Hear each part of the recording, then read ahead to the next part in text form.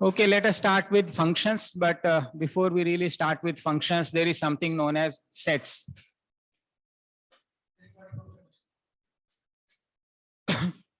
How is a set defined?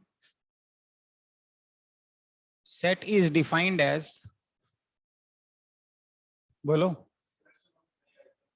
collection of, very good, collection of, ना, collection of, important बात है, well defined objects.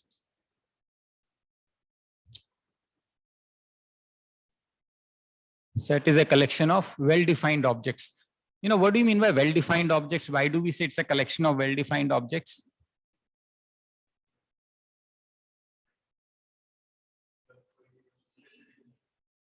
अच्छा, मैं अब मान लो मैंने बोला कि जैसे सेट ऑफ प्राइम नंबर्स, तो डिफाइंड है सेट ऑफ प्राइम नंबर्स.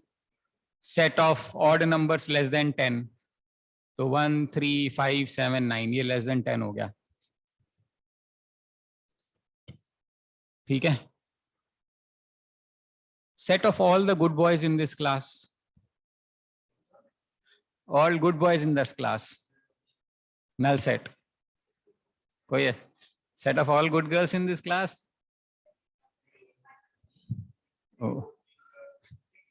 वो भी नहीं. अच्छा, so the good is not qualified here, right? But if I say good means a person scoring more than 80% marks set, or let's say that is how it is defined, set of I would call good to the people who gets 80 or more marks. So now if I say set of all good boys in this class, then you may have 1 or 2, and it's still 0. Okay, so similarly set of all good girls in this class is well defined because all the people who have score more than 80 will be part of this set, right? So this set can be represented in 2 ways. Normally the जो values होती हैं हम उसको ऐसे brackets में लिखते हैं. Let us say I write A E I O U. समझ में आ रहा है? A E I O U हम इसको brackets में लिखते हैं. ठीक है. ये क्या है? Set of vowels. It is represented by capital alphabets. It is represented by capital alphabets. ठीक है. ये इसको एलिमेंट्स बोलते हैं. इसको क्या बोलते हैं? एलिमेंट्स बोलते हैं. और ये जो सेट का नॉमेनक्लेचर होता है, जो नंबर ऑफ एलिमेंट्स होते हैं उसको कार्डिनल नंबर बोला जाता है. इसको एन ऑफ ए बोलते हैं. तो एन ऑफ जो होता है ये इसको कार्डिनल नंबर बोलते हैं. यहां पे कार्डिनल नंबर क्या है? 5. ठीक है. मान लेते हैं मेरे पास एक सेट है ए, 1 2 3 4 है. मान लेते हैं एक सेट बी है, 2 3 1 4 है.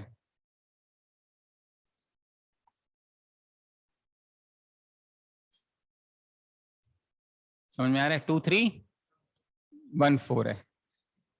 अब क्या सेट ए और सेट बी सेम है? नो. क्यों?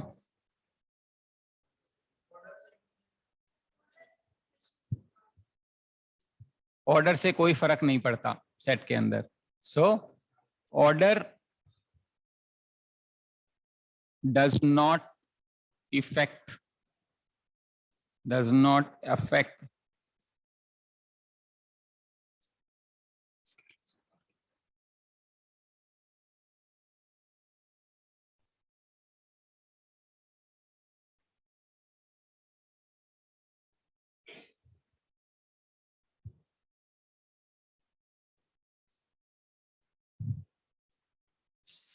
ठीक है.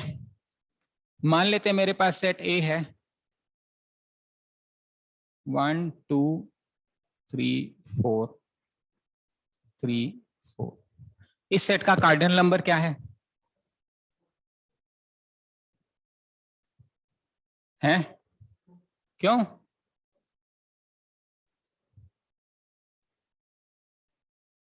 कितने एलिमेंट्स हैं इसमें? ना, इसका कार्डिनल नंबर भी 4 है. Repetition is not allowed.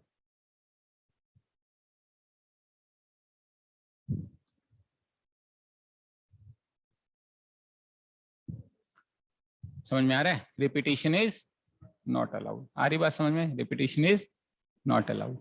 ये बेसिक सेट मतलब सेट की अंडरस्टैंडिंग है। इस टाइप के सेट्स जिसके अंदर एलिमेंट्स लिखे गए हैं, जिसके अंदर एलिमेंट्स लिखे गए हैं, इसको बोलते हैं सेट बिल्डर, इसको बोलते हैं सॉरी रोस्टर फॉर्म।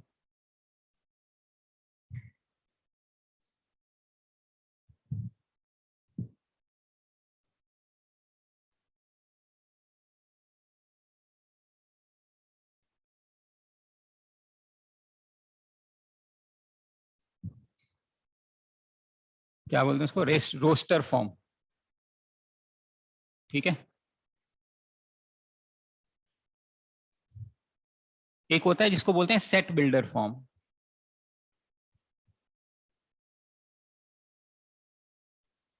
जैसे मान लो मैंने लिखा 1 2 3 4 5, ये मेरा कौन सा फॉर्म है? ये रोस्टर है। ठीक है। हम इसको ऐसे लिख सकते हैं, x such that x belongs to natural number, x is less than or equal to 5. x such that x belongs to natural number, x is less than or equal to 5. या ये भी कहते हैं x belongs to natural number such that x is less than or equal to 5. ये भी बोल सकते हैं। हम इसको ऐसे भी बोल सकते हैं, x is such that x is such that x is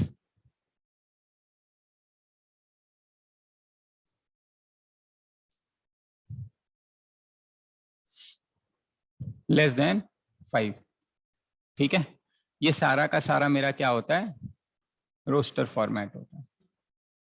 ठीक है, नो प्रॉब्लम्स।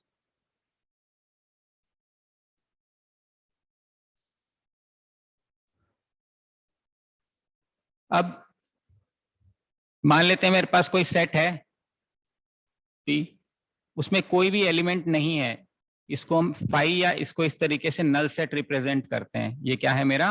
नल सेट। ऐसे ही मान लो मेरे पास कोई एलिमेंट है, मान लेते हैं Q, जिसमें एक ही एलिमेंट है, हम इसको सिंगलटन सेट के नाम से जानते हैं। ऐसे ही मेरे पास मान लेते हैं कोई एक सेट है जिसमें दो एलिमेंट्स हैं, उसको हम डबलटन सेट के नाम से जानते हैं।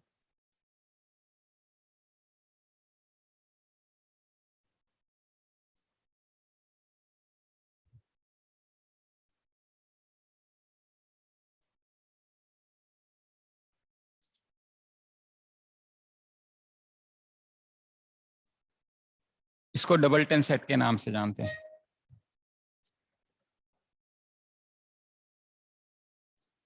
अगर count number of elements countable होते हैं तो उसको क्या बोलते हैं?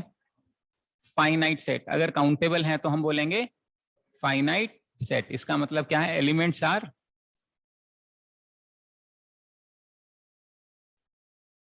काउंटेबल। Infinite set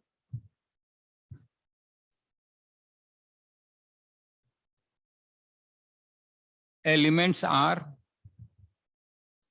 uncountable. ठीक है। फिर अगर मान लो मेरे पास कोई सेट है ए जिसमें 3 एलिमेंट्स हैं 1 2 3, और एक और एलिमेंट है बी जिसमें इसका पार्ट है, तो बी को बोलेंगे B is a subset of A, या हम बोलेंगे A is a superset of B. तो हम उसको ऐसे रिप्रेजेंट करते हैं, B is a subset of A और A is a superset of B.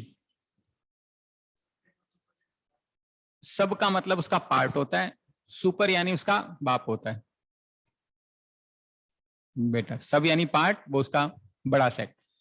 Super set जो उससे बड़ा होता है। हम इसको कई बार यूनिवर्सल सेट भी बोल देते हैं।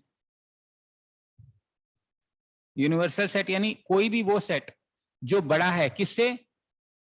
जो सेट अंडर कंसिडरेशन है उससे बड़ा, उसको हम यूनिवर्सल सेट बोलते हैं। मतलब मान लो हमने 1 हमारा सेट है, तो इससे बड़ा हम 1 2 ले सकते हैं, 1 2 3 ले सकते हैं, नेचुरल नंबर, इंटीजर, कुछ भी ले सकते हैं। वो सारे के सारे यूनिवर्सल सेट कहलाएंगे। बस फर्क ये है कि यूनिवर्सल सेट को जनरली हम इस तरीके से स्क्वायर रेक्टेंगुलर बॉक्स में रिप्रेजेंट करते हैं। ये यूनिवर्सल सेट है और मान लेते हैं ये सेट बी है, ये तो बचा हुआ ये यूनिवर्सल सेट होता है। इस तरीके से इसको रिप्रेजेंट किया जाता है। अब मान लो मेरे पास सेट ए है, इसके कितने सबसेट बनेंगे? एक तो नल सेट बनेगा,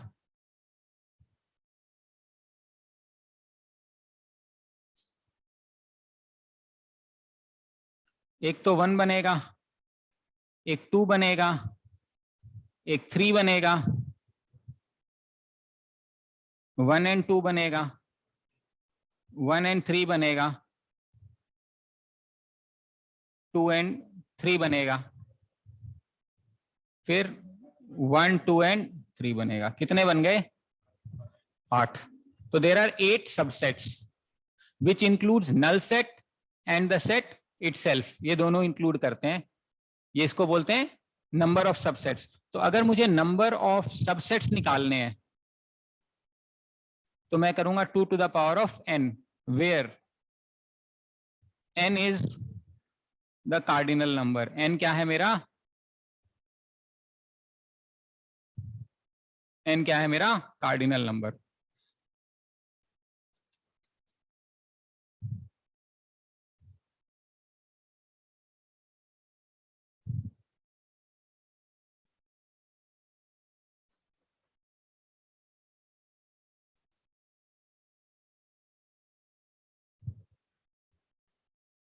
ठीक है, n क्या है मेरा? Cardinal number.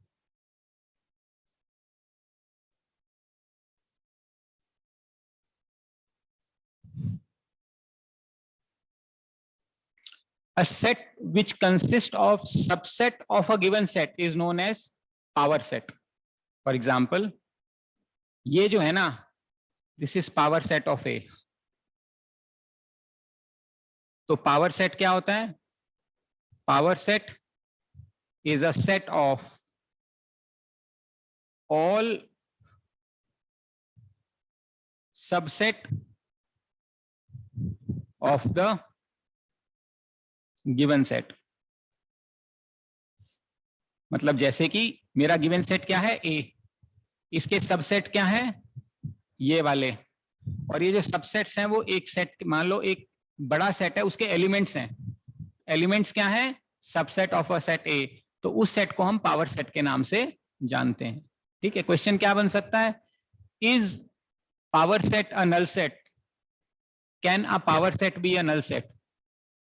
No, because let us say I have set A, इसका ये नल सेट है। तो अगर मुझे पावर सेट ऑफ A लेना पड़ेगा तो इसका एक सबसेट तो लेना पड़ेगा, तो वो 5 हो गया। तो सिंगलटन तो बनेगा ही बनेगा। ठीक है, उसी तरीके से एक चीज होती है जिसको हम प्रॉपर सबसेट के नाम से जानते हैं। प्रॉपर सबसेट में क्या होता है? वो जो सेट खुद है वो उसका पार्ट नहीं होता है। मतलब जैसे कि 1 2 3 का सबसेट 1 2 3 भी है, 1 2 3 सेट है, उसका सबसेट 1 2 3 भी है। तो 1 2 3 को अगर छोड़ दें तो जो बच गया वो मेरा प्रॉपर सबसेट के नाम से जाना जाता है। अब समझ में आ रही बात? इस सेट की एडिशन और सब्ट्रैक्शन का क्या मतलब होता है मैं वो समझाता हूं। अब यहां तक क्लियर है? मान लेते हैं मैंने कहा सेट ए में मेरे पास एलिमेंट्स हैं 1 2 3, मान लेते हैं। सेट बी में मेरे पास एलिमेंट्स हैं 2 3 4 5। मैंने कहा मुझे सेट ए और सेट बी को जोड़ना है। Now whenever you add two things, what does it really mean? It means that you are bringing items of one thing here and you're also bringing items of other thing there। आप दो items को ला रहे हो और दोनों को add कर रहे हो। समझ में आ रहा है? दो आइटम्स को ला रहे हो, दोनों को ऐड कर रहे हो, तो दोनों एलिमेंट्स जुड़ जाएंगे। तो प्रैक्टिकली अगर यहां देखें 1 2 3 2 3 4 5 ये होना चाहिए। लेकिन हमें पता है कि जब हम सेट को ऐड करते हैं तो रिपीटिशन अलाउड नहीं होती। तो इसमें से हमें जो रिपीटिशन है उसको हटाना पड़ता है। ठीक है, अब इस चीज को हम लिखते हैं cardinal number of A union B. समझ में आ रहा है? जिसको हम ए यूनियन बोलते हैं वो क्या होता है? N of A plus n of B, A plus B minus n of A intersection B. समझ में आ रहा है? N of A union B क्या होता है? N of A plus n of B minus n of A intersection B. ये आप लोगों ने पढ़ा होगा सेट्स में। ऐसे ही तीन सेट का अगर हम लेते हैं, n of A union B union C, n of A plus n of B plus n of C minus A intersection B minus B intersection C minus C intersection A plus n of A intersection B intersection C. वो ऐसा इसलिए होता है, basically ये क्या हो रहा है, ए यूनियन बी का मतलब होता है जो पिक्टोरियल रिप्रेजेंटेशन ऑफ सेट्स होता है ना, आप उसी को वेन डायग्राम बोलते हैं बेसिकली। जैसे 1 है, मान लो 1 2 3, ये बी बनेगा आपका 2 3 4 and 5. So what is A union B? A union B is all the elements which lie within this boundary. All the elements which lie within this boundary. समझ में आ रहा है? इसको हम क्या बोलेंगे? A union B बोलेंगे। तो जब हम इसमें A लेते हैं तो क्या बनता है? 1 + 2 + 3। जब B लेते हैं तो मेरे पास 2 + 3 + 4 बनता है। लेकिन ध्यान से देखो 2 और 3 यहां पर भी ऐड हो गया, यहां पर भी ऐड हो गया, तो माइनस इसमें 2 और 3 को कर देते हैं। समझ में आ रहा है? तो इसका मतलब ए यूनियन बी मतलब elements which are present either in A or in B, they may be present in both as well. समझ में आ रहा है? तो जैसे मान लो हम ये कहते हैं 3 लोग चाय पीते हैं, 4 लोग कॉफी पीते हैं, बट टोटल तो मेरे पास कितने ही लोग हैं? 7 लोग तो है नहीं, 5 लोग हैं। कैसे हो सकता है? जब 2 लोग ऐसे हो जो चाय भी पीते हैं और कॉफी भी पीते हैं। That is what I am sure you would have studied in detail in उसमें वेन डायग्राम्स में आपने पढ़ा होगा। समझ में आ रहा है बात? यूनियन का मतलब ये होता है। ऐसे ही जब हम सब्ट्रैक्ट करते हैं, मान लो मैंने कहा ए में से बी घटाना है, ए में से बी घटाना, इसका क्या मतलब है?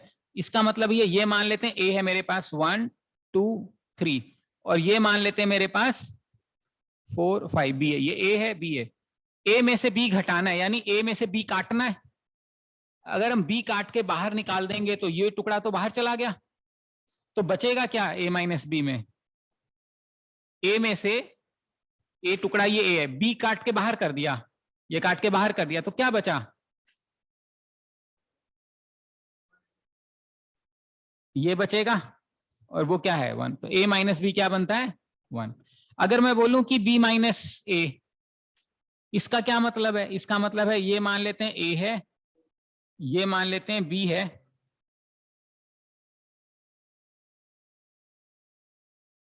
1 2 3 4 एंड 5। अब मुझे क्या सब्ट्रैक्ट करना है? बी में से ए काटना है। तो अब अगर मैं ए को बाहर निकालूंगा तो ये बाहर हो जाएगा।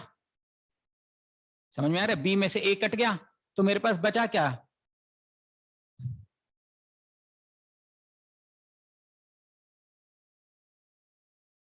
मेरे पास बचा 4 एंड 5। तो मेरा आंसर आ गया 4 एंड 5। समझ में आ रहा है? अगर मैं बोलता हूं A minus B union B minus A, समझ में आ रहा है?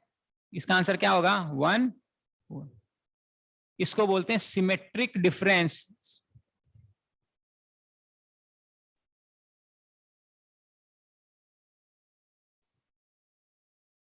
इसको डेल्टा से रिप्रेजेंट किया जाता है, ए डेल्टा बी। कैसे रिप्रेजेंट करेंगे? ए डेल्टा बी। तो ए डेल्टा बी मेरा क्या बन गया? सिमेट्रिक डिफरेंस हो गया। ठीक है? और ये जो ओवरलैपिंग की हम ऊपर बात कर रहे थे, इसको हम इंटरसेक्शन भी बोलते हैं, ए इंटरसेक्शन बी। ये क्या होता है? ओवरलैप होता है। समझ में आ रहा है? ओवरलैप को हम ए इंटरसेक्शन बी के नाम से जानते हैं। तो ए यूनियन बी का मतलब टोटल वैल्यू, इंटरसेक्शन का मतलब ये वैल्यू। तो ये मेरा सिमेट्रिक डिफरेंस हो गया। ठीक है? ऐसे ही एक चीज होती है जिसको कॉम्प्लीमेंट के नाम से जाना जाता है। अभी मैंने थोड़ी देर पहले बताया था, मान लो ये मेरे पास एक यूनिवर्सल सेट है और जिसके अंदर मेरे पास मान लो 1 2 3 है, और भी हो सकता है। मान लेते हैं ये टोटल सेट मेरा कुल मिला के 1 से लेके 10 है। ठीक है? तो ये अगर सेट ए है तो ए कॉम्प्लीमेंट ऐसे भी लिखा जाता है और ए कॉम्प्लीमेंट ऐसे भी लिखा जाता है। तो ए कॉम्प्लीमेंट का मतलब होता है पूरे सेट में से जो बच गया उसको हम ए कॉम्प्लीमेंट बोलते हैं। तो अगर मैं इसका ए कॉम्प्लीमेंट बनाऊंगा तो ये बाहर वाला बनेगा।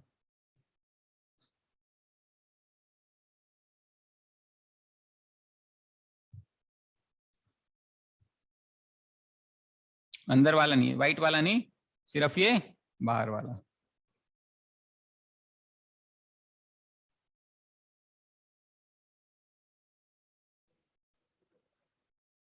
है ना, कॉम्प्लीमेंट बोलते हैं, इनवर्स नहीं बोलते इसको। ठीक है, ये मेरा कॉम्प्लीमेंट। अगर मैं बोलता हूं ए कॉम्प्लीमेंट का कॉम्प्लीमेंट क्या बनेगा, वापिस ए बन जाएगा। आ रही बात समझ में? अगर मेरे पास ए यूनियन ए है तो क्या बनेगा, ए ही बनेगा। ए इंटरसेक्शन ए है तो क्या बनेगा, ए ही बनेगा। समझ में आ रहा है? अगर मैं बोलूंगा ए यूनियन बी तो ये बी यूनियन ए, एक ही बात है, कोई फर्क नहीं पड़ेगा। अगर मैं बोलूंगा A intersection B, it is same as B intersection A. कोई दिक्कत है इसमें? ए यूनियन बी की वैल्यू या बी यूनियन ए की वैल्यू सेम आएगी, ए इंटरसेक्शन बी की वैल्यू या बी इंटरसेक्शन सी की वैल्यू सेम आएगी। ए यूनियन ए के साथ एक जोड़ोगे ए ही बचेगा। ए इंटरसेक्शन ए के साथ ए कॉमन निकालोगे तो वापस ए ही बचेगा। समझ में आ रही बात? ऐसे भी होता है A union B intersection C, मान लो बी और सी में कॉमन करना है और ए के साथ यूनियन करना है, it is same as A union B intersection B union C. आ रही बात समझ में? अगर ऐसे कंफ्यूजन हो जाए तो क्या कर सकते हो, फिगर बना के भी चेक कर सकते हो। करवाऊं चेक? क्या समझ में आ रहा है क्या कह रहा हूं?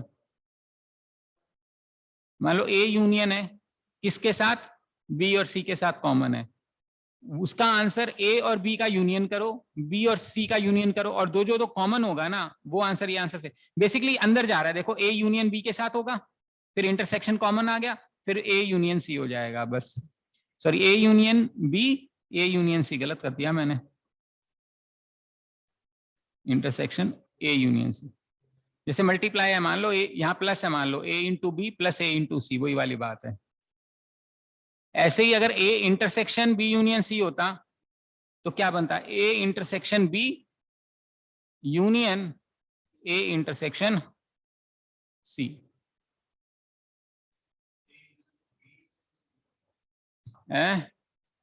ए और बी के साथ हो रहा है, ए और सी के साथ हो रहा है।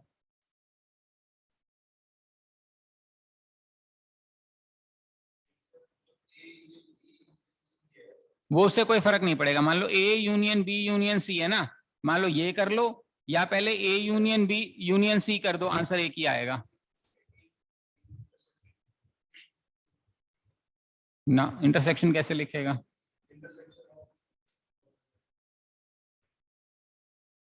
ये तो ये भी हो सकता है, A intersection B intersection C, चाहे इन दोनों का इंटरसेक्शन ए के साथ करा दो, या ए इंटरसेक्शन बी का इंटरसेक्शन सी के साथ करा दो, तो ये भी चलेगा।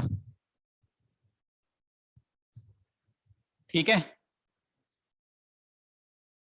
ए यूनियन बी का कॉम्प्लीमेंट क्या हो जाएगा, ए का इंटरसेक्शन कॉम्प्लीमेंट बी का इंटरसेक्शन। ए इंटरसेक्शन बी का कॉम्प्लीमेंट क्या हो जाएगा, ए का कॉम्प्लीमेंट यूनियन बी का कॉम्प्लीमेंट, ये बनेगा। समझ में आ रहा है? ये कुछ बेसिक प्रॉपर्टीज हैं सेट्स की।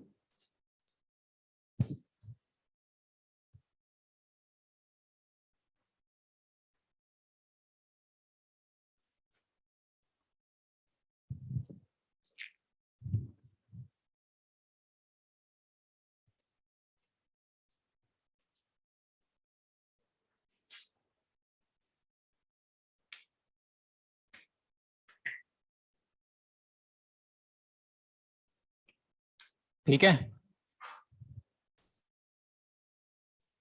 No problems.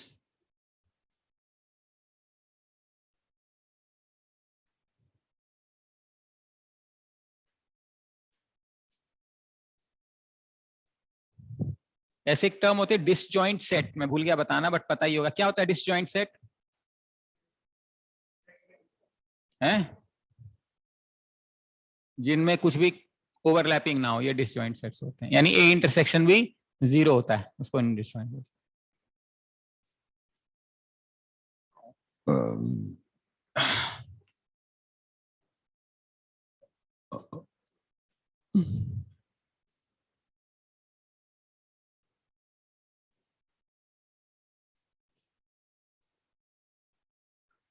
ठीक है, क्लियर है?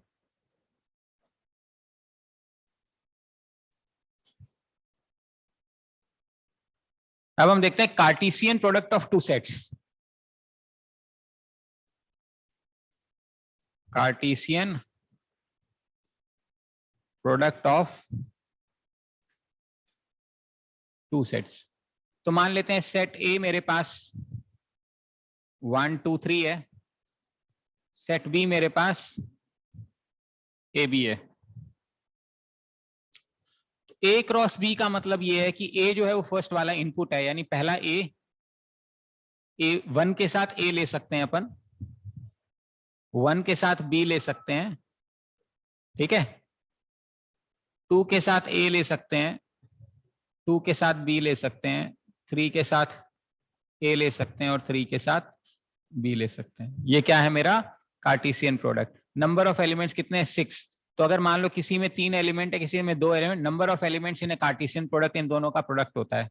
लेकिन कार्टेशियन प्रोडक्ट का मतलब ये होता है कि one is related to A, 1 is related to B, 2 is related to A, 2 is related, इसका ये मतलब होता है। अगर मैं बोलता हूं बी क्रॉस ए, तो फर्स्ट वाली वैल्यू क्या लेनी पड़ेगी, ए, बी वाली, सॉरी बी, यानी स्मॉल ए 1, स्मॉल ए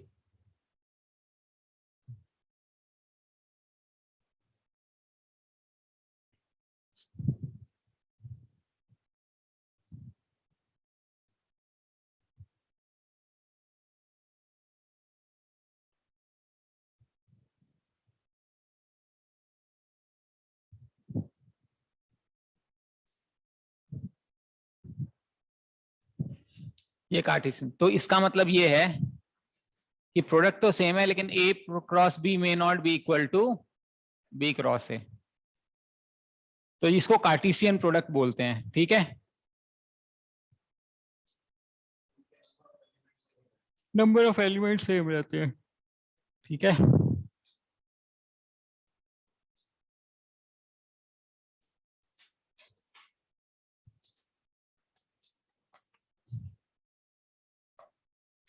अब ये जो ए क्रॉस बी है, इसका कोई भी सबसेट ले लो, मान लो ये एलिमेंट्स हैं ये, इसका कोई भी सबसेट ले लो, it is known as relation. इसका कोई भी सबसेट ले लोगे उसको क्या बोलते हैं, relation from A to B. इसको क्या बोलेंगे, relation from A to B. तो बेसिकली रिलेशन क्या होता है, रिलेशन का मतलब होता है कि किसी भी दो चीजों को कनेक्ट करने वाली चीज को हम रिलेशन बोलते हैं। जैसे एक इक्वेशन जो है वो भी एक तरह का रिलेशन है, कोई ऑब्जर्वेशन है वो भी एक तरह का रिलेशन है। जैसे कि मान लेते हैं एग्जांपल के तौर पे, मान लेते हैं मैंने कहा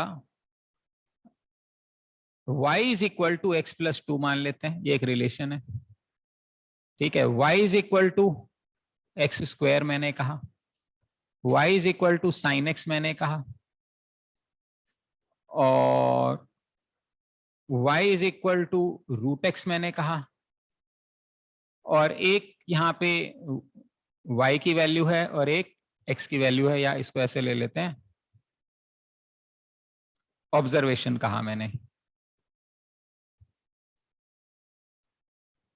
तो यहाँ पे x है, यहाँ पे y है। ऑब्जर्वेशन का मतलब ये है कि मैंने यहाँ पे मान लो 2 बजे क्लास शुरू हुई, मैंने देखा कि 2 बजे 5 गाड़ियां खड़ी हैं, 3 बजे 6 गाड़ियां खड़ी हैं, 4 बजे 9 गाड़ियां खड़ी हैं, 5 बजे 3 गाड़ियां खड़ी हैं, 6 बजे 2 गाड़ियां खड़ी हैं। It is a relationship between x and y.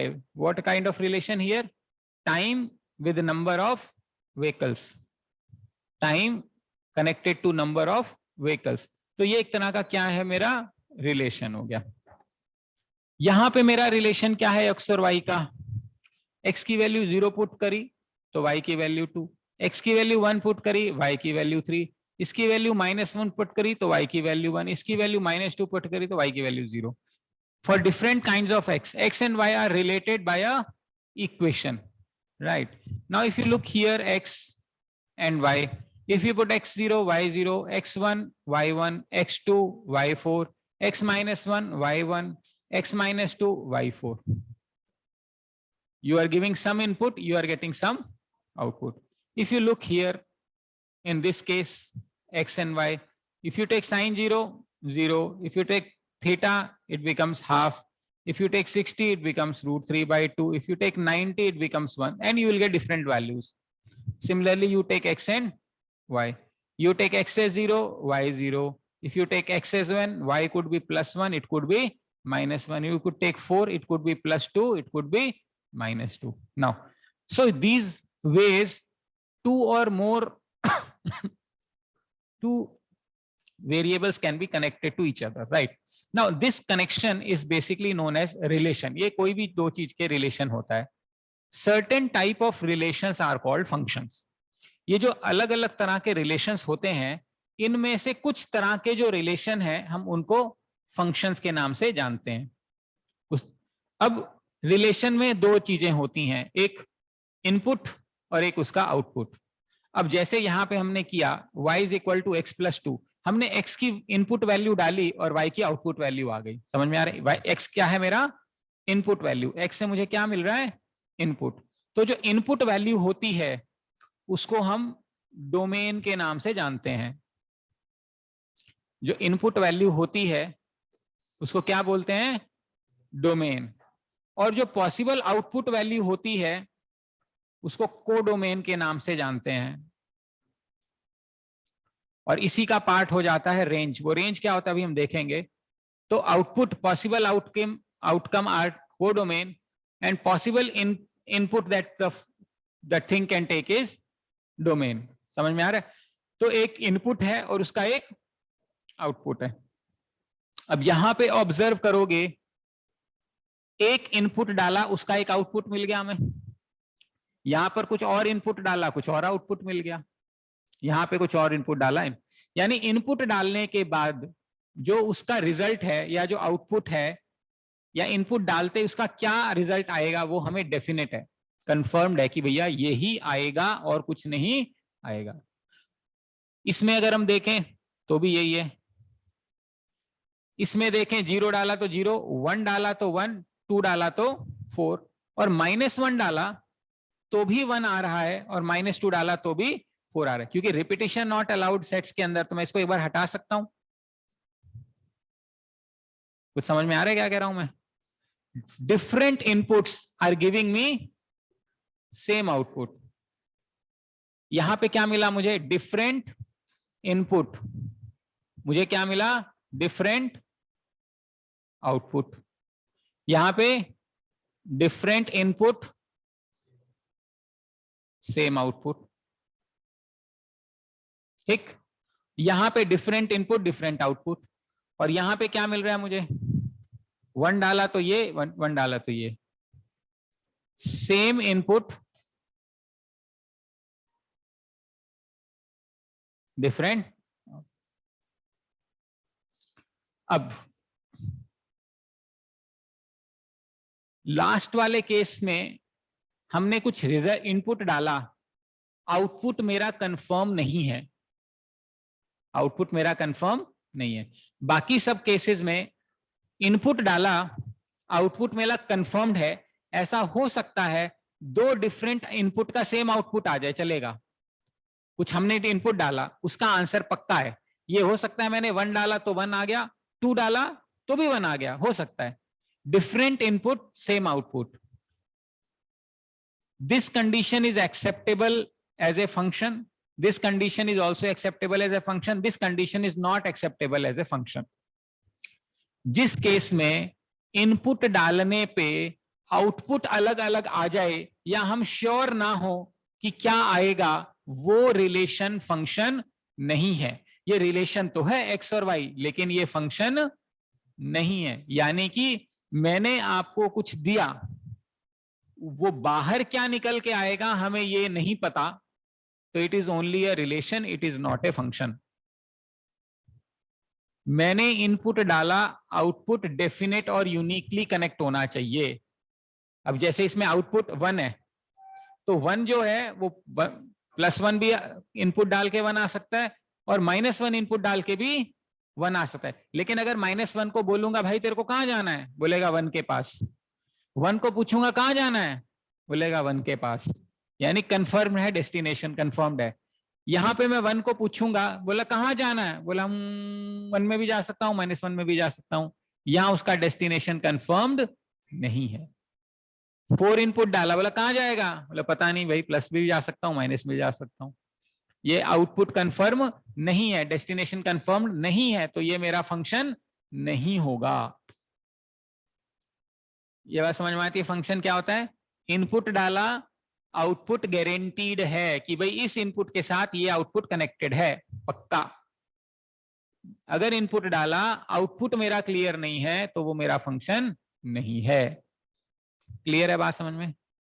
दूसरा, for something to be a function, for something to be a function, input must necessarily have some output।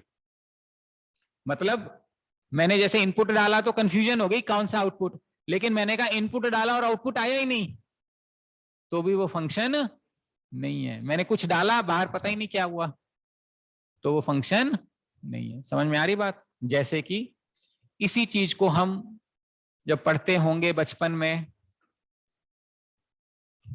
ऐसी सी खतरनाक फिगर होती थी जब, कहां चला गया, क्यों चला गया इतनी दूर?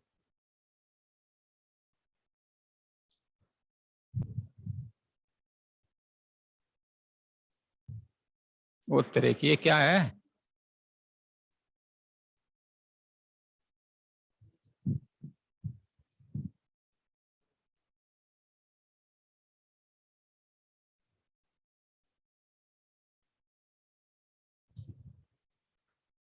मान लेते हैं यहाँ पे है 1 2 3 4 और यहाँ ए बी सी, ये इससे कनेक्टेड है, ये इससे कनेक्टेड है, ये इससे कनेक्ट, क्या ये फंक्शन है?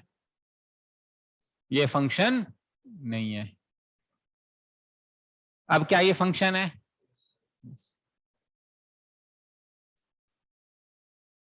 अब क्या ये फंक्शन है? समझ में आ रहा है? अच्छा, अब क्या ये फंक्शन है? समझ में आ रहा है? ये इनपुट वैल्यू है, डोमेन जिसको बोलते हैं, ये आउटपुट वैल्यू है, कोडोमेन बोलते हैं।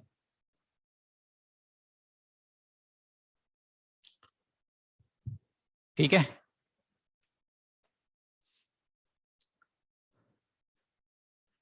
अब अगर मैंने इसको ऐसे बनाया,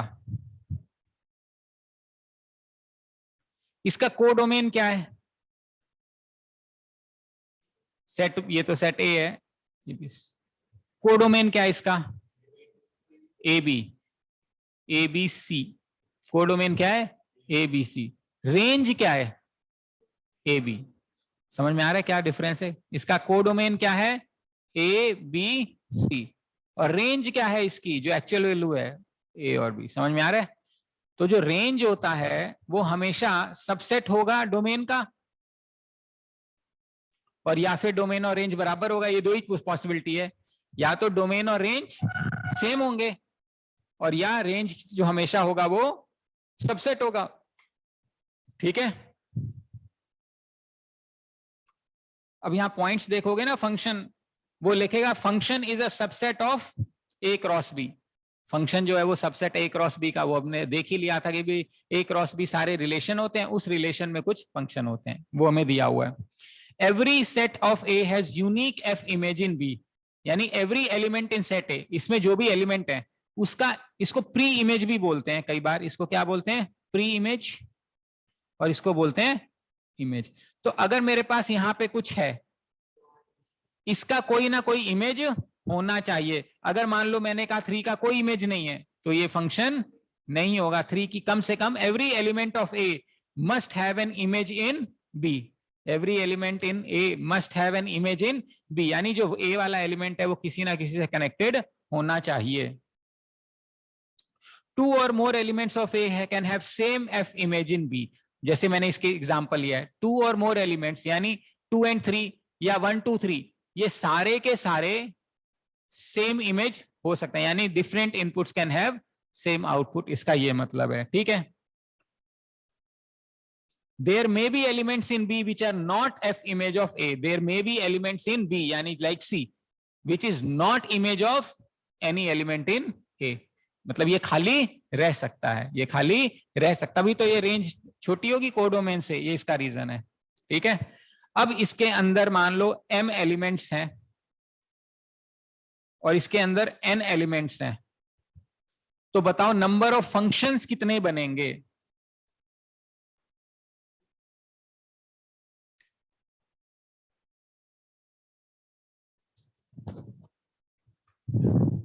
नंबर ऑफ फंक्शंस देखो, ये 1 मान लो a के साथ कनेक्टेड है, तो 1 b के साथ भी हो सकता है, 1 c के साथ भी होता है। 1 के पास कितनी पॉसिबिलिटी है? 3। 2 के पास कितनी पॉसिबिलिटी है? 3, क्योंकि अगर 1 इससे कनेक्ट है तो 2 भी तो इससे कनेक्ट हो तो सकता ही है। तो 2 के पास कितनी पॉसिबिलिटी है? 3। और 3 के पास कितनी पॉसिबिलिटी है? 3। अगर मान लेते हैं यहाँ डी होता तो कितनी पॉसिबिलिटी होती? सबके पास 4 4 4 हो जाती। तो मैं एक बार इसको ऐसे ले लेता हूँ, 4 एलिमेंट्स लेता हूँ, तो 1 के पास 4 पॉसिबिलिटी, 2 के पास, इसके पास, टोटल पॉसिबिलिटीज इतना कितना बनता? 4 की पावर 3। तो बेसिकली n की power m gives me number of functions. n की पावर m क्या देगा? नंबर ऑफ फंक्शंस देगा। मान लो सेट a में मान लो 5 एलिमेंट हैं, सेट b में 6 एलिमेंट्स हैं, तो नंबर ऑफ फंक्शंस कितना हो जाएगा? 6 की पावर 5। ये जो मैंने 4x4 बताया, ये पीएनसी का पार्ट है, वैसे हम डिटेल में पढ़ेंगे इसको, बट इतना तो समझ में आता है कोई एक काम 4 तरीके से हो सकता है, दूसरा भी 4, तीसरा भी 4, तीनों काम करने तो सबको मल्टीप्लाई कर देंगे, काम चल जाएगा।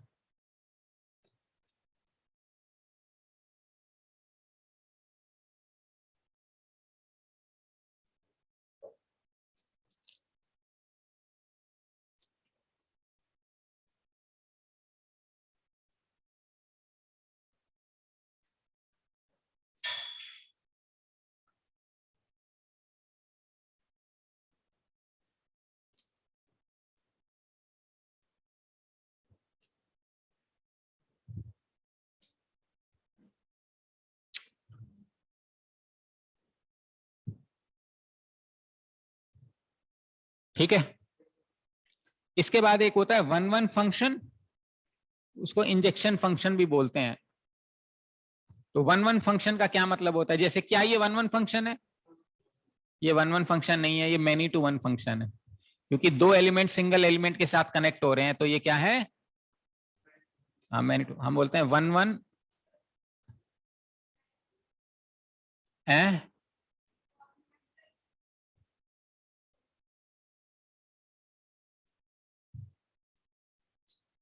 n4 है। हाँ, क्या हो गया?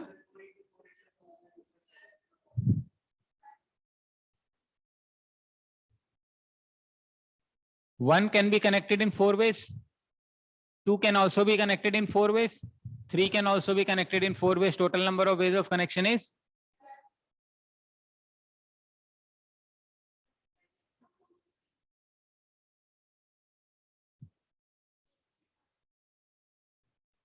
वो सही कह रहा था, प्रोबेबिलिटी पढ़ा दो सर पहले। या पीएनसी पढ़ा दो। अच्छा,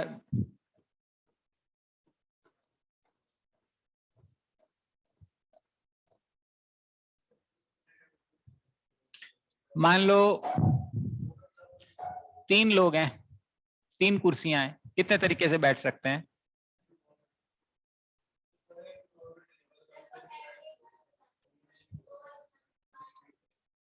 है? हाँ, मतलब मान लो अपन 3 सिक्के उछालें या 2 सिक्के उछालें, वो तो फिर ऐड में भी सेम आएगा, मतलब 3 ही उछालने पड़ेंगे। अगर अपन 3 सिक्के उछालें तो कितने तरीके से रिजल्ट आउटकम आ सकते हैं अपने?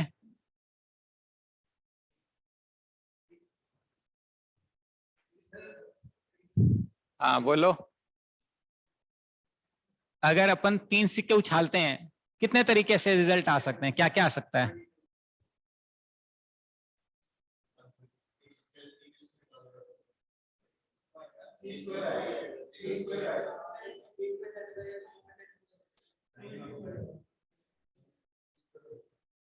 अच्छा छोड़ो, और आसान। 3 शर्ट हैं, 2 टाई हैं, मेरे पास 3 शर्ट हैं, 2 टाई, कितने तरीके से पहन सकता हूं मैं?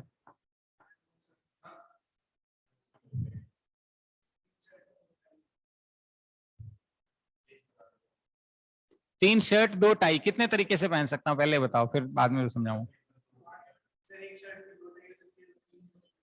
तो 6 तरीके क्यों? अच्छा 3 शर्ट 3 टाई तो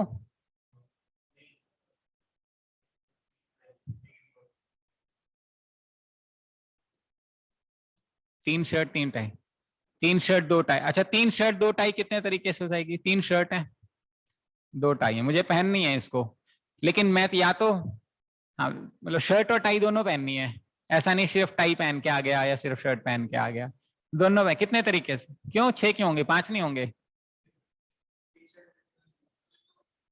हाँ 5 हुए टोटल, जोड़ेगी तो 5 नहीं बनेंगे?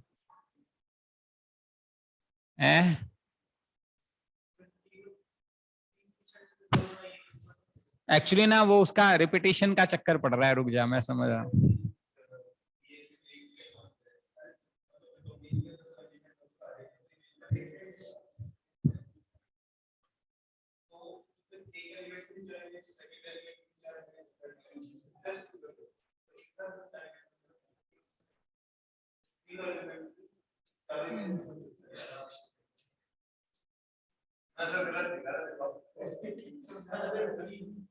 अच्छा चलो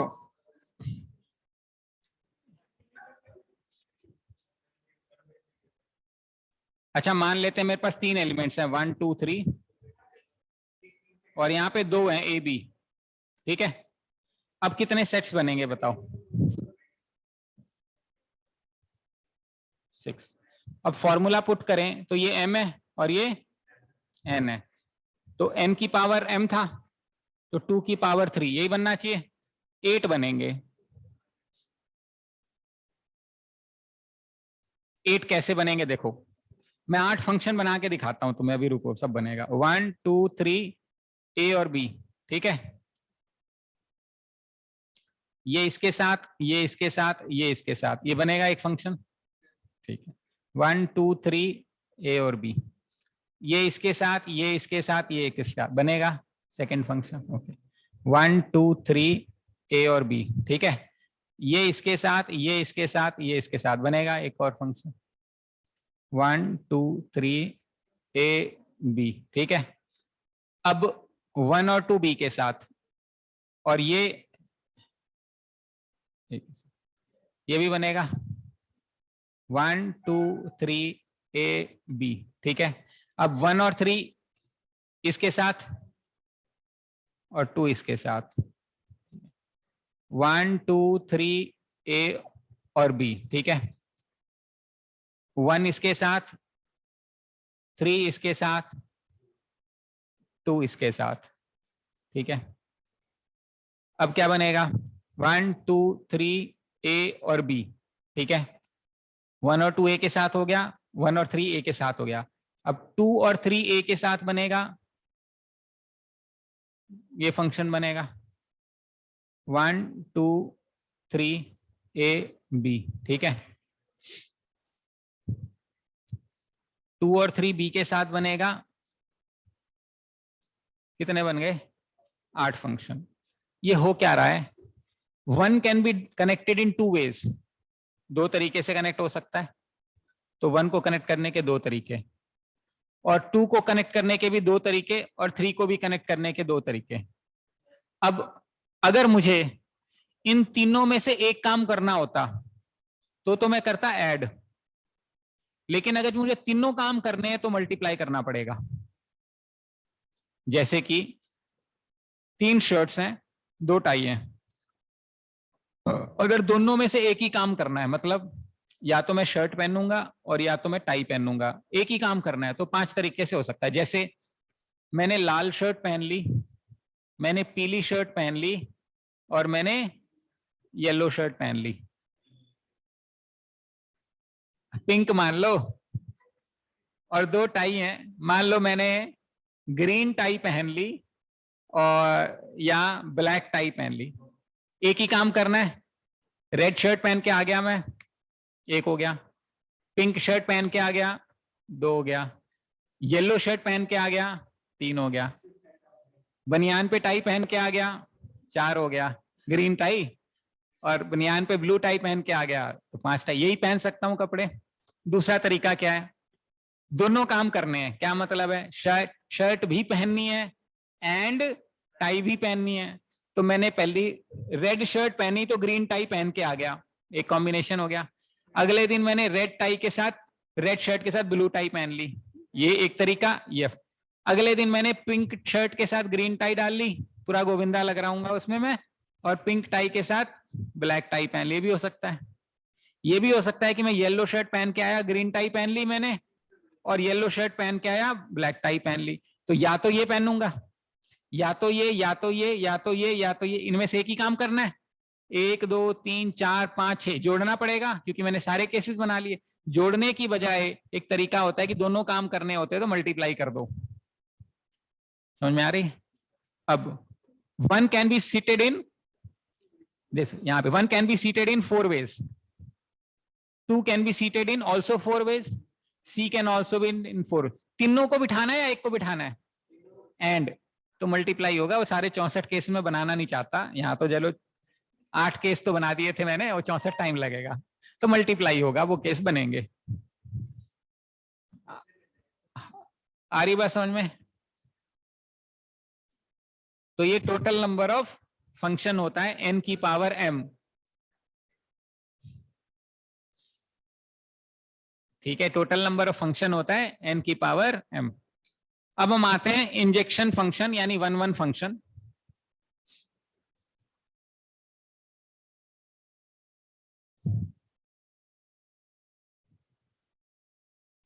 इंजेक्शन फंक्शन यानी 1 1 फंक्शन, मान लेते हैं 1 2 3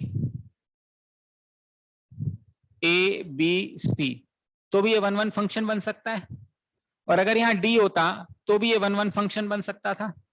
इसका मतलब ये है कि जो मेरे number of elements in A है, that must be less than or equal to number of elements in B 1 1 होने के लिए।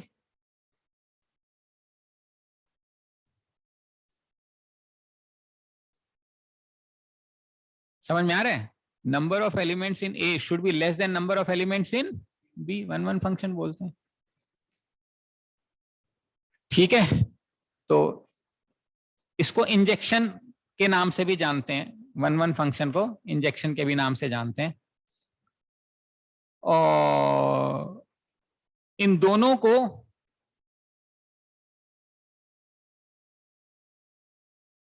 ऑन टू फंक्शन भी बोलते हैं। 1 1 is also known as injection function for A to call 1 1 function if distinct elements of A have distinct images in B. Distinct elements of A has distinct images in B. तो 1 1 function is possible from A to B अगर number of elements कम है।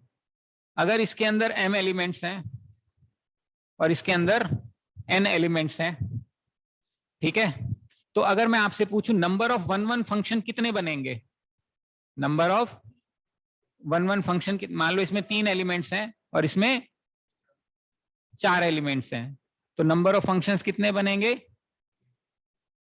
3। अच्छा, 1 can be connected in how many ways? 4 ways. अगर मैंने 1 को A से connect कर दिया तो क्या 2 को A से कनेक्ट करूंगा? अगर कर दिया तो 1 1 नहीं बचेगा। तो 2 can be connected in how many veg? 2 को कहीं भी कर सकते हैं। अगर मैंने 2 को C से कर दिया तो 3 को किससे कनेक्ट करूंगा? दो तरीके से, तीनों काम करने।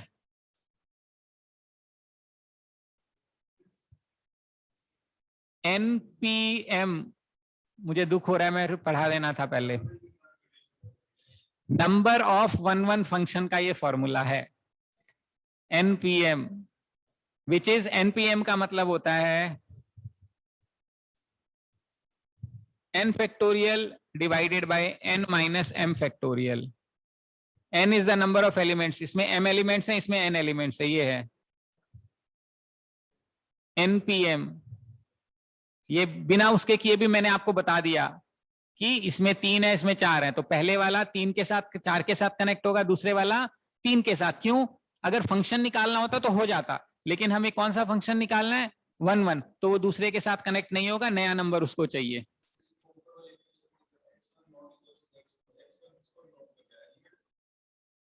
कौन से वाले में?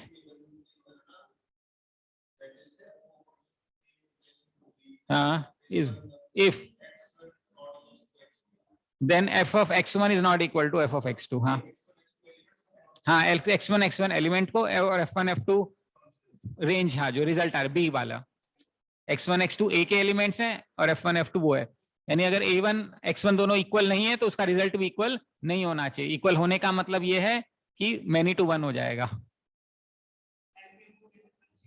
क्या? n items permuted with m items. इसको मैं आधा घंटा लगा के पढ़ाऊंगा परम्यूटेशन कॉम्बिनेशन में। इसका डिफरेंस एनपीएम और एनसीआर का डिफरेंस समझाना है। पहले इसको खत्म करने दो। समझ में आ रहा है? ये क्या देगा मुझे? Number of one one function. ठीक है,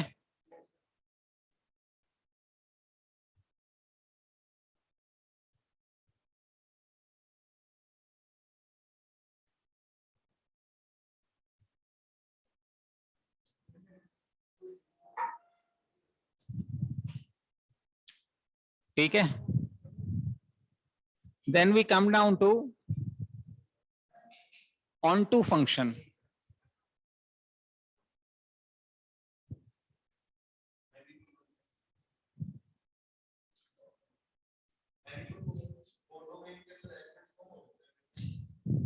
क्या?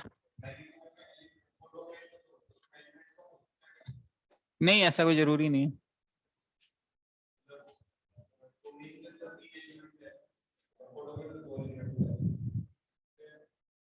बिल्कुल कम हो सकता है। ठीक है, इसको वन वन बोलते हैं, सरजेक्शन के नाम से भी जानते हैं। एक तो क्लासिफिकेशन ये इंजेक्शन और इंजेक्शन फंक्शन होता है, एक सरजेक्शन या ऑन टू फंक्शन होता है। ऑन टू फंक्शन और ऑन टू का मतलब होता है कि जैसे सेट बी में हमेशा हमारा जो डोमेन है, मान लेते हैं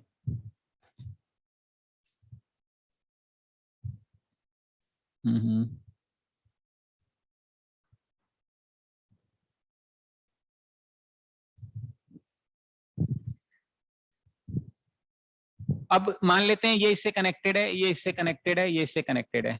इसमें आप देखिएगा को डोमेन जो है और रेंज जो है वो सेम है।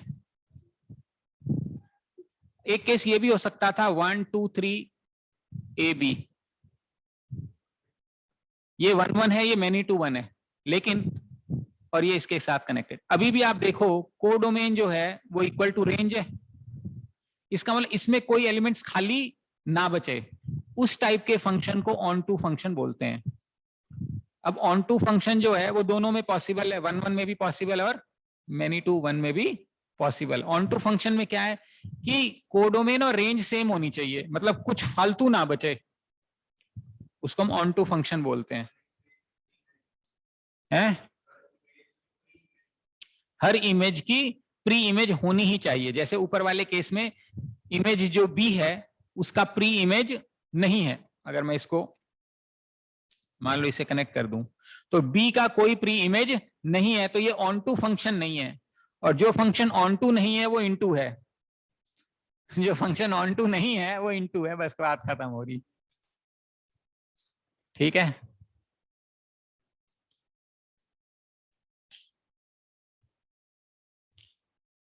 तो number of onto function निकालने का एक फॉर्मूला है,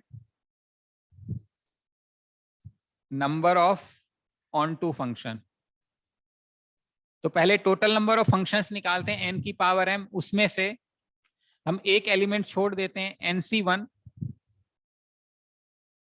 ठीक है, n-1 होल की power m plus nc2 n-2 whole की power m minus nc3 n-3 whole की पावर m। ऐसे चलता जाएगा जब तक ये, और ऑब्वियसली n की वैल्यू जो है वो m से छोटी होनी ही चाहिए, क्योंकि n जो है वो ये m है तो ये n है, या तो छोटा होगा या इसके बराबर होगा, तो कहीं ना कहीं ये 0 हो जाएगा, खत्म हो जाएगा। ये ऑल्टरनेटिवली प्लस माइनस चलता है, म्यूचुअली एक्सक्लूसिव बोलते हैं इसको कुछ। Number of onto function का एक फॉर्मूला है। वंस अगेन एनसीआर एनपीआर क्या है वो हम पीएनसी में देखेंगे। हाँ, बाइनोमियल में मैंने समझाया होगा तो ठीक है, थोड़ा बहुत आपको ध्यान होगा। छोड़ दे, अभी आधा चैप्टर वो हो जाएगा फिर। एनसीआर लिख दूं क्या? अच्छा, एनसीआर का मतलब, एनसीआर का जो फॉर्मूला होता है वो होता है n factorial divided by n minus r factorial into. अब इसमें देखो डिनोमिनेटर में आर फैक्टोरियल आ गया, पी में ये ना आर फैक्टोरियल, ये एम वाला फैक्टोरियल नहीं आता, बस इतना ही फर्क होता है इसमें। ठीक है, तो ये मेरा number of onto function का अंडरस्टैंडिंग है। और जो फंक्शन ऑन टू नहीं है वो फंक्शन इनटू हो जाएगा, इसका ये मतलब है। ठीक है, फिर एक होता है जो फंक्शन वन वन हो और ऑन टू हो। क्या मतलब है इसका? वन वन हो और ऑन टू हो।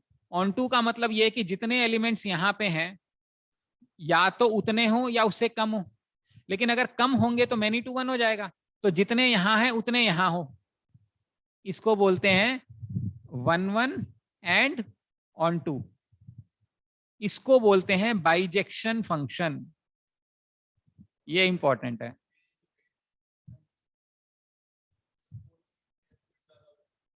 नहीं हो तो वन वन नहीं बनेगा ना, फिर ऑन टू नहीं बनेगा।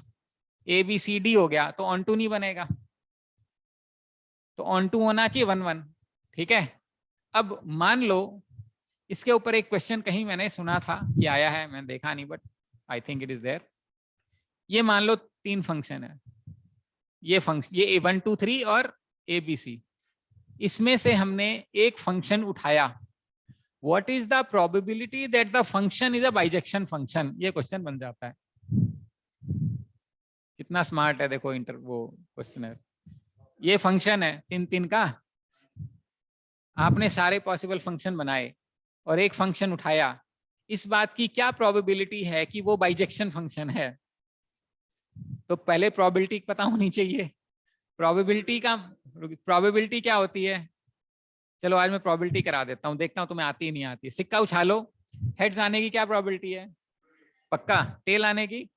अच्छा अच्छा, तुमने वो क्या बोलते हैं उसको, डाइस डाइस रोल करी, what is the probability of getting 2? अच्छा, what is the probability of getting even number? What is the probability getting odd number? What is the probability of getting prime number? 2 3 5 by 6। Numerator में क्या रखा आपने? जो अपने काम की चीज है। और डिनोमिनेटर में क्या रखा? टोटल पॉसिबिलिटी, होगी प्रोबेबिलिटी। तो प्रोबेबिलिटी तो यही है, न्यूमरेटर में फेवरेबल केस चाहिए, डिनोमिनेटर में टोटल केस, इसके अलावा तो कुछ है नहीं प्रोबेबिलिटी में। है ना? है ना, इसमें है ना प्रोबेबिलिटी। अगला दो फंक ग्राफ के बाद वही आएगा। हाँ चलो बस हो गया, थोड़ा सा। अब ये बताओ, एक बाइजेक्शन फंक्शन है, मतलब एक फंक्शन है 3 3 का, what is the probability that the function is a bijection function? तो डिनोमिनेटर में क्या आएगा? Total number of functions, total number of function. तो मान लेते हैं ये m है तो ये n है, तो टोटल नंबर ऑफ फंक्शंस कितना बनेगा? m की पावर n की पावर m, विच इज 3 की पावर 3। ये हो गया डिनोमिनेटर में। बाइजेक्शन फंक्शन कितने बनेंगे?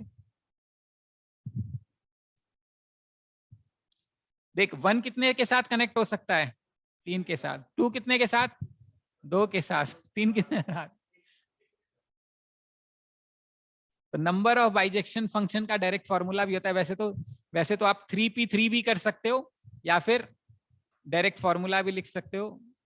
Number of bijection function is m और n तो बराबर होगा m फैक्टोरियल, तो यहाँ कितना आएगा? 3 फैक्टोरियल। तो आंसर बनेगा 3 into 2 into 1 divided by 3 into 3 into 3, कटेगा, आंसर आएगा 2/9। अब ये क्वेश्चन आ जाए तो मजा आ जाए, क्योंकि इसमें सब कुछ पूछ लिया।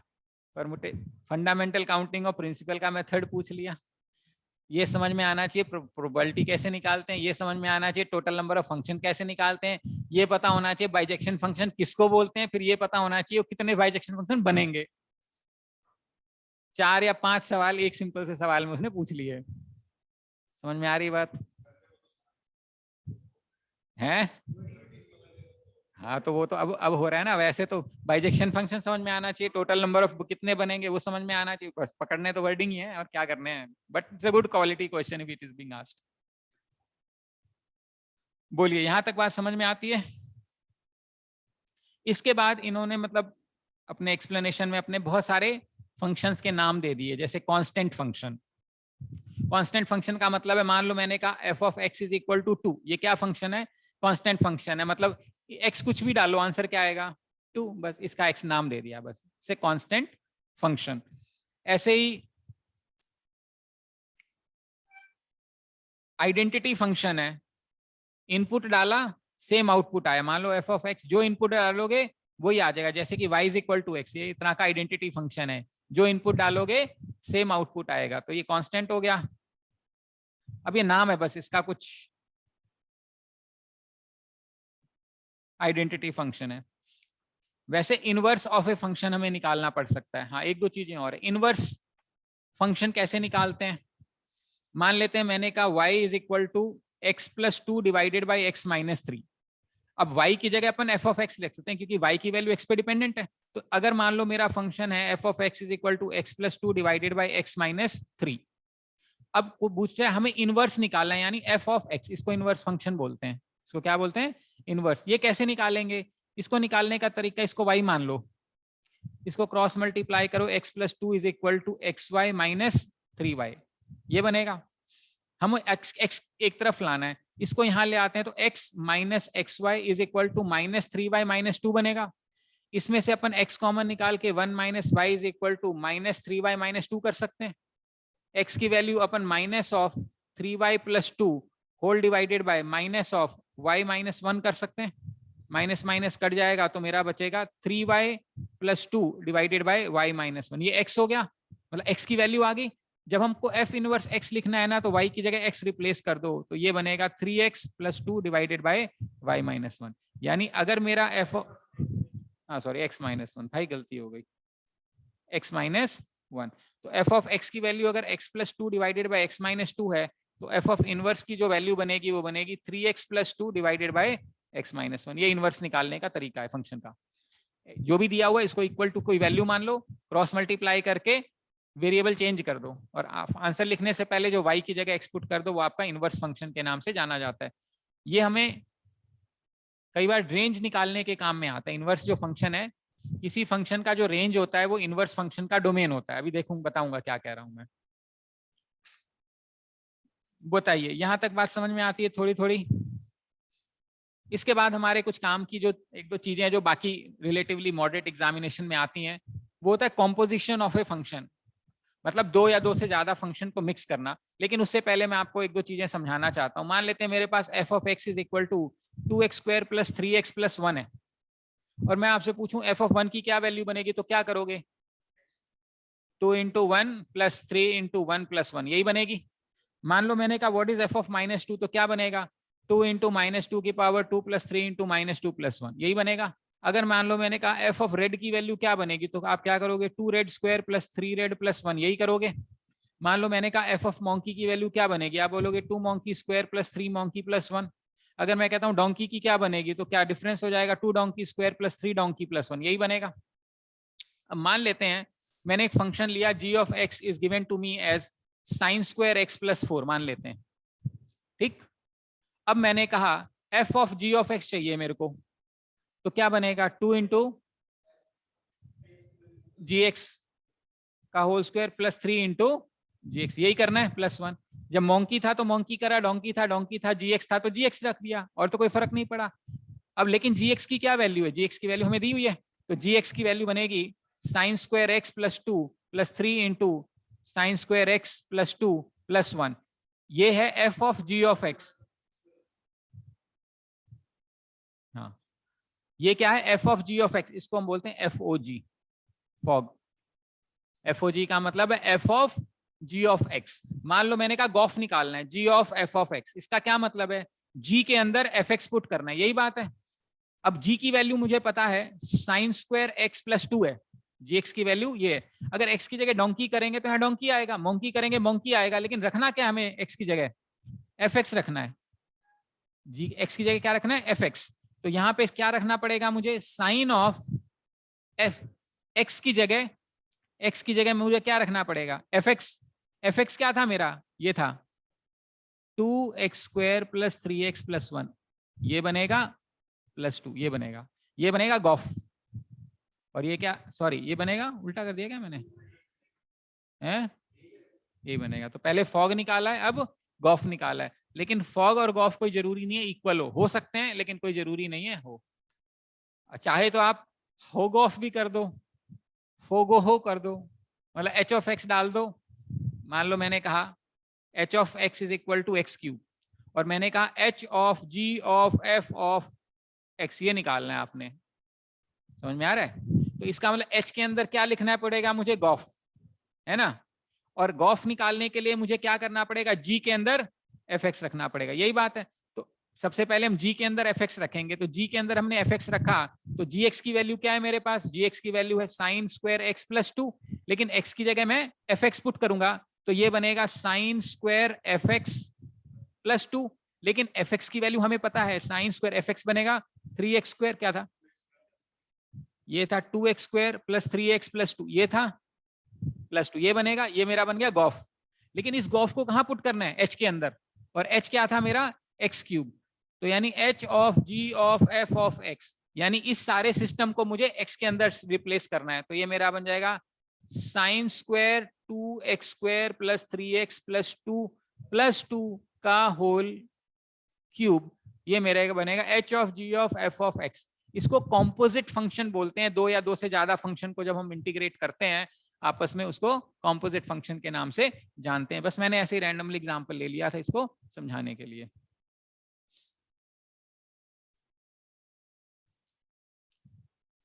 बोलिए, यहां तक बात समझ में आती है, ठीक है। ये हमारा कॉम्पोजिशन ऑफ ए फंक्शन हो गया। फिर एक होता है एक्सप्लिसिट फंक्शन और इम्प्लिसिट फंक्शन। एक होता है एक्सप्लिसिट फंक्शन और इम्प्लिसिट फंक्शन। तो एक्सप्लिसिट फंक्शन क्या होता है, मान लो मैंने कहा y is equal to x² + 3, ये एक्सप्लिसिट है, यानी एक वेरिएबल एक तरफ हमने कर दिया। लेकिन अगर मैं बोलूं y e⁻x is equal to 2x² + 3, ये इम्प्लिसिट है। अब इसको एक्सप्लिसिट बनाने के लिए e⁻x को एक तरफ लाना पड़ेगा, समझ में आ रहा है। तो इम्प्लिसिट में क्या होता है, जब y के साथ x कनेक्ट हो जाए और अलग अलग ना हो इक्वेशन में तो उसको इम्प्लिसिट बोलते हैं, अगर वो अलग अलग हो जाए तो एक्सप्लिसिट बोलते हैं। नॉर्मली इम्प्लिसिट फंक्शन को हमें एक्सप्लिसिट बनाना पड़ता है सॉल्व करने के लिए, हम यही काम करते हैं ना, सारे वेरिएबल को एक तरफ लेके जाते हैं, दूसरे में उसको कन्वर्ट करते हैं। तो ये हमारा इम्प्लिसिट और एक्सप्लिसिट फंक्शन है। जैसे इसमें y is equal to x² + 3 है, तो सारा x एक तरफ हो गया तो एक्सप्लिसिट हो गया, लेकिन इसमें सारा x एक तरफ नहीं हुआ ना, तो ये इम्प्लिसिट हुआ, इम्प्लिसिट।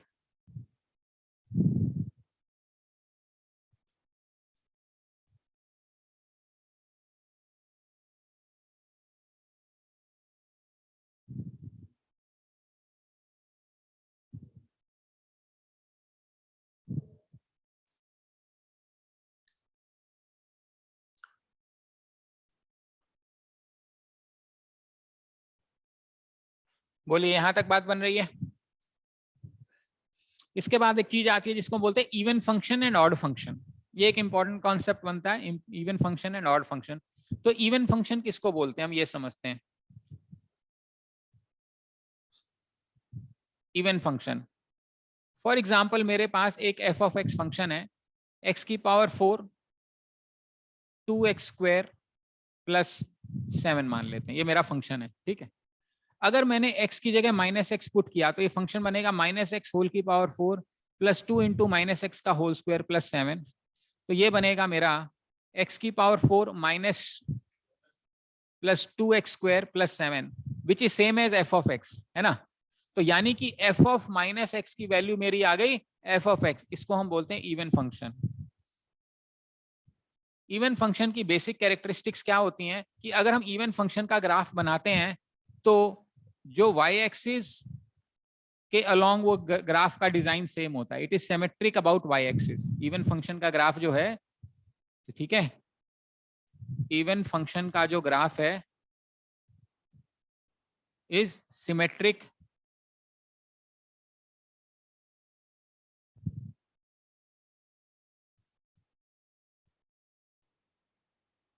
About y axis.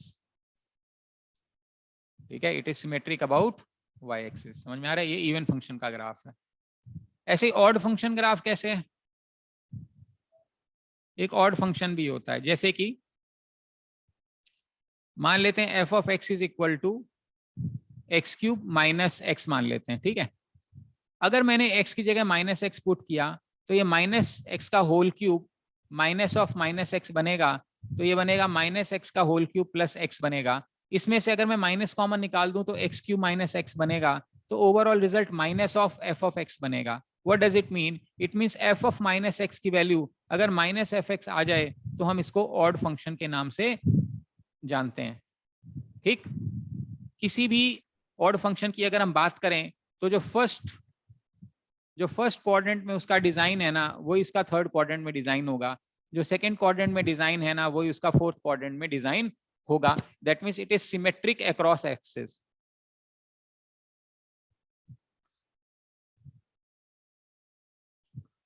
ठीक है, तो it is symmetric across axis. इस टाइप के ग्राफ को हम ऑड फंक्शन ग्राफ बोलते हैं। अब ये कोई जरूरी नहीं है कि सारे फंक्शन या तो सारे ग्राफ्स या सारे फंक्शन या तो इवन होंगे या ऑड होंगे। You may have neither even nor odd function graph. For example, if I have x 2x square plus 3x plus 4, for example, if I take f of minus x, it becomes 2x square minus 3x plus 4.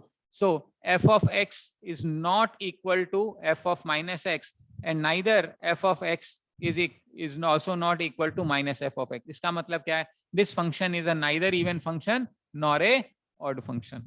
ये even function और odd function की identification होती है। कैसे identification होगी? आप x की जगह माइनस एक्स पुट कर दीजिएगा, जो आपका एक्सप्रेशन है वो वापस ओरिजिनल अगर आ गया तो आप उसको इवन फंक्शन के नाम से जानोगे, लेकिन अगर वो सेम फंक्शन नहीं आया तो आप उसको ऑड फंक्शन के नाम से जानोगे। इस तरीके से हम इवन फंक्शन और ऑड फंक्शन की बात करते हैं। आ रही है बात समझ में? ठीक, उसके बाद इंक्रीजिंग फंक्शन डिक्रीजिंग फंक्शन होता है कि अगर हम कोई इनपुट वैल्यू डालें, आउटपुट वैल्यू बढ़ती जा रही है, जिस पॉइंट तक बढ़ती जाएगी उसको इंक्रीजिंग फंक्शन बोलते हैं। अगर हम कोई इनपुट वैल्यू डालें तो उसका रिजल्ट डिक्रीज होता जाए तो हम उसको डिक्रीजिंग फंक्शन बोलते हैं। समझ में आ रहा है? कुछ वैल्यू मतलब मान लो 2 डाला तो 4 आया। अगर इनपुट वैल्यू हमने और ज्यादा डाला, 3 डाला, तो आंसर 4 से ज्यादा आना चाहिए। तो इसका मतलब है जब इनपुट इंक्रीज किया तो आउटपुट भी इंक्रीज हो गया, इनपुट डिक्रीज किया तो आउटपुट भी डिक्रीज हो गया। इंक्रीजिंग फंक्शन है। डिक्रीजिंग फंक्शन क्या? इनपुट डाला, मान लो 2 डाला 3 आ गया, 3 डाला 2 आ गया, तो वैल्यू बढ़ाई, इनपुट वैल्यू बढ़ाई, आउटपुट वैल्यू कम हो गई, इसका मतलब फंक्शन डिक्रीजिंग है। और कई बार कुछ फंक्शन कुछ लेवल तक इंक्रीजिंग होते हैं और फिर डिक्रीजिंग होते हैं, तो उसके रेंज बाउंड हो जाता है। कोई यहां से यहां तक इंक्रीजिंग है, यहां से यहां तक डिक्रीजिंग है। जो स्ट्रिक्टली इंक्रीजिंग बोलते हैं यानी हमेशा बढ़ते रहेंगे, स्ट्रिक्टली डिक्रीजिंग हमेशा घटते रहेंगे। कंडीशनल इंक्रीजिंग डिक्रीजिंग हो सकता है, range bound increase decrease function होता है, वो इंक्रीजिंग फंक्शन डिक्रीजिंग फंक्शन बता रहा है। यहां तक बात समझ में आती है? उसके बाद कुछ टाइप्स ऑफ फंक्शन इसने डिस्क्राइब कर दिया, जैसे पॉलिनोमियल फंक्शन। क्या होता है पॉलिनोमियल्स? एनी एक्सप्रेशन, कोई भी फंक्शन मान लेते हैं, मैंने कहा ax की power 4 bx cube plus c x square plus d x plus ये एक तरह का पॉलिनोमियल फंक्शन कहलाएगा। फिर इसमें आता है मॉड्यूलस फंक्शन, पढ़ा होगा ये तो हमने कई देर तक पढ़ा है, याद है नहीं है? मॉड्यूलस क्या था? Modulus function, modulus function is defined as x if x is greater than or equal to 0 is defined as minus of x if x is less than 0। इस टाइप के फंक्शन को हम मॉड्यूलस फंक्शन के नाम से जानते हैं। समझ में आ रहा है? इस टाइप के फंक्शन के मॉड्यूलस फंक्शन, ये तो हमने पढ़ा है ना डिटेल में, इनइक्वालिटीज मॉड्यूलस इस टाइप से। ऐसे ही एक होता है सिग्नम फंक्शन।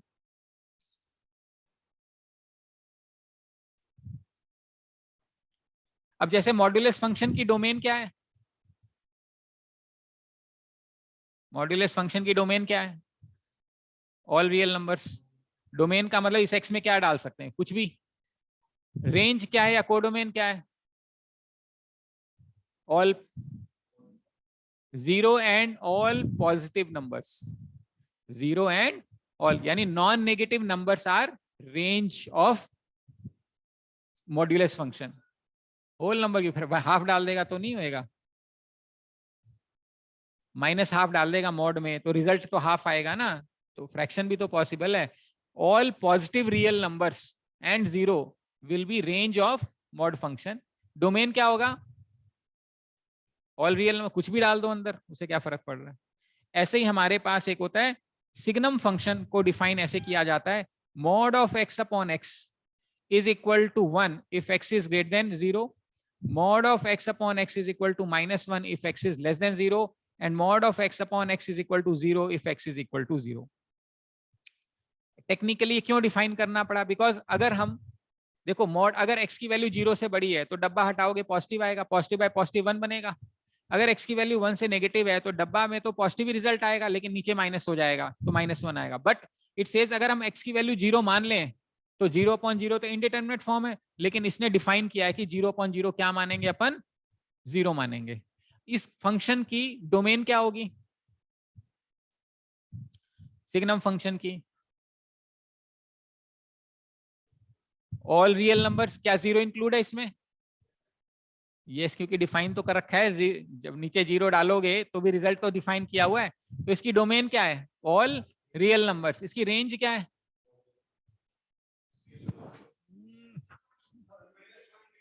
-1 0 1 दिख तो रही है भाई गुग्गा। रिजल्ट इनपुट आउटपुट क्या आएगा? तो भाई हाफ डालेगा ऊपर और हाफ डालेगा नीचे तो 1 ही बनेगा।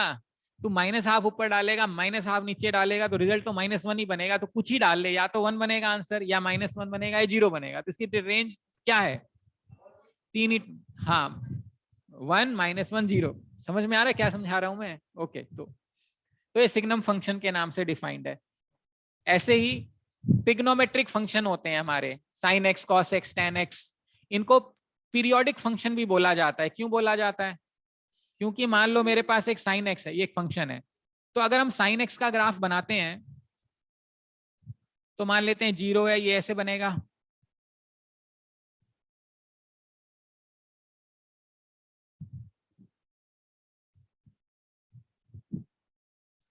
ये मेरा 0 बनता है, ये 90 होता है, ये 180 बनेगा, ये 270 बनेगा, ये 360 बनेगा, और फिर ये ग्राफ ऐसे चलता जाएगा। यानी कि अगर आप ध्यान से देखो तो 0 से लेके 360 का जो डिजाइन है वो 360 से 720 तक का डिजाइन है, और फिर 720 से अनदर 360। यानी ये वाला जो डिजाइन है इतना, ये हमेशा रिपीट हो रहा है। इसीलिए इसको क्या बोलते हैं? Periodic function. तो इसकी पीरियोडिसिटी क्या है? 360 डिग्री। हर 360 डिग्री के बाद ग्राफ मेरा रिपीट हो रहा है। समझ में आ रहा है? ये पीरियोडिक फंक्शन है। तो मान लेते हैं मेरे पास साइन एक्स है, y is equal to sine x है, मान लेते हैं ये फंक्शन है। x में अपन क्या क्या डाल सकते हैं?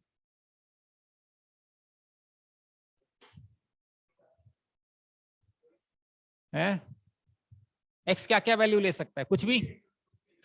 तो यानी x इज डोमेन क्या बनेगा? All real numbers. रेंज क्या बनेगी इसकी? मैक्सिमम वैल्यू आप देखो 1 जा रही है और मिनिमम वैल्यू जा रही है -1। आप x कुछ भी डालो, मेरा आंसर क्या है? -1 से लेके 1 तक है, दोनों इंक्लूसिव है ना? तो ये मेरा क्या हो गया इसका? रेंज। और डोमेन क्या हो गया? All possible real numbers. इस तरीके से हमें sine x, cos x, tan x सबके डोमेन और रेंज हम समझ सकते हैं। मान लेते हैं y is equal to cos x है, इसका क्या बनेगा? वंस अगेन रियल नंबर है और रेंज क्या बनेगी? -1 से 1 बनेगी। लेकिन अगर tan x की बात करें तो tan x का क्या बनेगा? है tan x का ग्राफ कैसे बनता है? ये मान लेते हैं 0 है,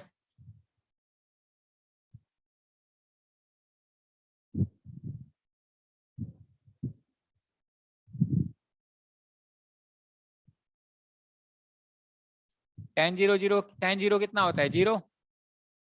tan 30 1/√2, tan 45 मान लेते हैं 1 होता है, मान लेते हैं ये 45 है, तो ये 1 पे चला जाएगा, यहाँ आ जाएगा।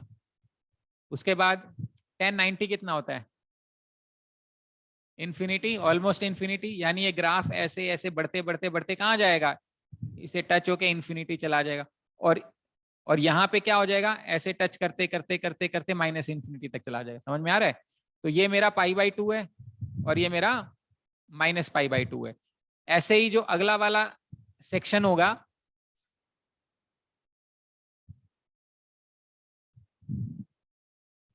ठीक है, फिर ये ऐसे चलेगा। समझ में आ रहा है? ये ऐसे ग्राफ चलेगा। अब इनपुट वैल्यू क्या हो सकती है इसकी, कुछ भी हो सकती है, लेकिन क्या नहीं हो सकती है, 90 के मल्टीपल्स, ऑड मल्टीपल्स ऑफ 90 नहीं हो सकती,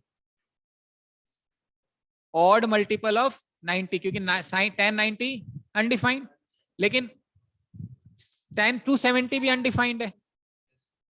समझ में आ रहा है? ऑड मल्टीपल्स ऑफ 90 पे अनडिफाइंड है। समझ में आ रही बात? ऑड मल्टीपल्स ऑफ 90 पे अनडिफाइंड है। और रिजल्ट क्या आएगा इसका, भाई डोमेन क्या है इसका, डोमेन कुछ भी ले लो, 90 के ऑड मल्टीपल्स, क्योंकि इवन मल्टीपल्स में 180 बनेगा, 180 वापस 0 बनेगा, पॉजिटिव नेगेटिव चलेगा, यानी कि ऑड मल्टीपल्स ऑफ 90 को छोड़ के कुछ भी ले लो। और रेंज क्या है इसकी, ऑल रियल नंबर्स, क्योंकि देखो ये यहां से यहां तक ऊपर तक जा रहा है, ये यहां से नीचे तक जा रहा है, यानी कुछ भी डालो एक्स में, कहीं ना कहीं ऊपर और इन्फिनिटी, कहीं ना कहीं नीचे इन्फिनिटी, तो रियल नंबर बन रहा है इसका। समझ में आ रहा है? तो ये इसका हमारा डोमेन बनेगा। ऐसे इनका रिवर्स करके देखना पड़ेगा tan और cot का, ठीक है? तो इस तरीके से हम इसका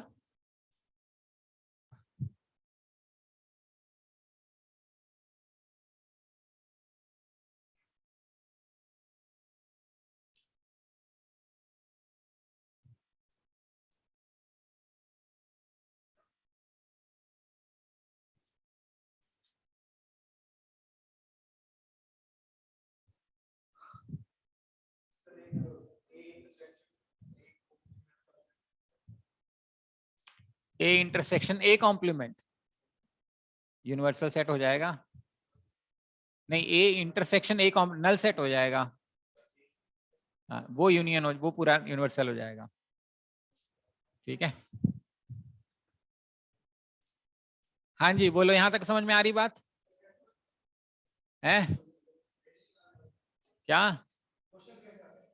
पता नहीं, खतरनाक आते हैं, जब भी आते हैं तो खतरनाक से दिखते हैं, कोई ना कोई पैटर्न बनता है बड़ा लंबा चौड़ा, वो पैटर्न आइडेंटिफाई करना पड़ता है, तब जाके कोई आपसे ये ऑन टू इनटू ऐसा कोई नाम नूम नहीं पूछते हैं, लेकिन हाँ ठीक ठाक क्वेश्चन जब बनता है तो अच्छा बनता है, मतलब खिलाड़ी क्वेश्चन बनता है।